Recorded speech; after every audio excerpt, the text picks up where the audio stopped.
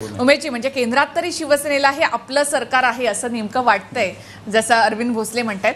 मात्र आपण जर पाहिलं या एका वर्षामध्ये तुम्हाला काय वाटतं? आता फक्त आपण महाराष्ट्रामधले काही मुद्दे घेतले, अगदी काळा पैसा, महागाई हे थोडंसं बाजूला ठेवू, त्यावर आपण येऊच. मात्र विदर्भाचा मुद्दा आहे. विदर्भाच्या मुद्द्यावरच विदर्भामध्ये भाजपनं एवढी मतं मिळवली लोकांची, आणि त्यानंतर विदर्भाच्या मुद्द्यावर कोणतीही स्पष्टता, म्हणजे राज्यात एक मत, केंद्रात एक मत, असं आजही दिसलं.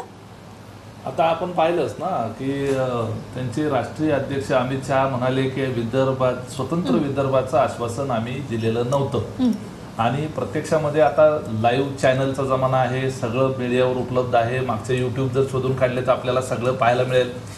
तेव्हाचे प्रदेशाध्यक्ष भाजपचे आणि आत्ताचे मुख्यमंत्री विधानसभेच्या लोकसभेच्या निवडणुकीच्या वेळेला आणि त्याच्याही पूर्वी कशा पद्धतीनं वेगळ्या विदर्भाची मागणी करत होते. विधानसभेमध्ये आजही रेकॉर्ड उपलब्ध आहे की आताचे मुख्यमंत्री त्यावेळेस विरोधी पक्षामध्ये असताना विधानसभेत म्हणाले होते की महाराष्ट्रवाद्यांनो चालते व्हा, अशा पद्धतीचा शब्दप्रयोग त्यांनी केलेला होता. नितीन गडकरी असतील किंवा विदर्भामधले भारतीय जनता पार्टीचे सगळे नेते असतील, यांनी स्पष्टपणे वेगळ्या विदर्भाची भूमिका घेतलेली आहे. शिवसेना आणि भारतीय जनता पार्टीमध्ये या विषयावर मतभेद राहिलेले आहेत, सगळ्या महाराष्ट्राला ते माहीत आहे. आणि वेगळ्या विदर्भावर लोकसभेच्या आणि विधानसभेच्या निवडणुकीमध्ये थेटपणे मतं मागितली गेली.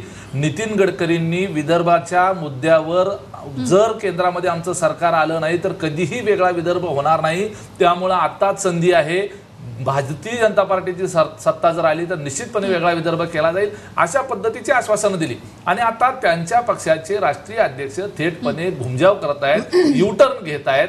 हे बरं पहिल्यांदा होते का असं प्रत्येक मुद्द्याच्या बाबतीत आहे. तुम्ही मला सांगितलं की अमुक एक मुद्दे आता लगेच घ्यायला नको, परंतु प्रत्येक महत्वाच्या मुद्द्याच्या बाबतीवर ज्या मुद्द्यावर आधारित भारतीय जनता पार्टीनं वोट बँक तयार केली त्याच मुद्द्यावर यू टर्न घेतलेला आपल्याला पाहायला मिळेल. मग राम मंदिराचा मुद्दा असो, 370 कलम असो, किंवा आणखी आत्ताचा विदर्भाचा मुद्दा असो, समान नागरी कायद्याचा मुद्दा असो, प्रत्येक मुद्द्यावर भारतीय जनता पार्टीने यू टर्न घेतलेला आहे. जनतेला मूर्ख बनवण्याचं काम केलेलं आहे. त्या वेळेला मतं मिळवण्याचा इन्स्टंट मार्ग जर कुठला असेल तर तो वापरायचा, आणि तो वापरून झाला की त्या मतदाराने ज्या भावनेनं मतदान केलं त्या भावनेचा जराही विचार करायचा नाही.